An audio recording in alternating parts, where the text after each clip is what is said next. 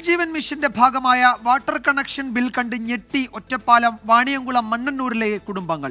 10,000 മുതൽ 85,000 രൂപ വരെ ഭീമമായ തുകയാണ് നാട്ടുകാർക്ക് ബില്ലായി എത്തിയത്. ജനുവരിയിൽ കണക്ഷൻ എടുത്ത ആളുകൾക്കാണ് ഈ ഭീമമായ ബില്ല് കിട്ടിയത്.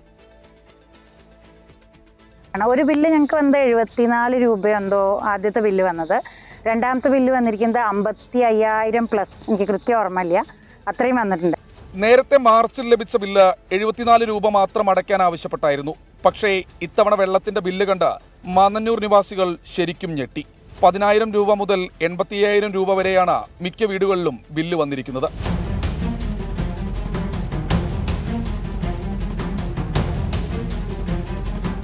ഈ വെള്ളത്തെ മാത്രം ആശ്രയിച്ചിട്ട് ഇരുന്നിട്ടുള്ളത് കൃത്യം ഒരു മാസമാണ്.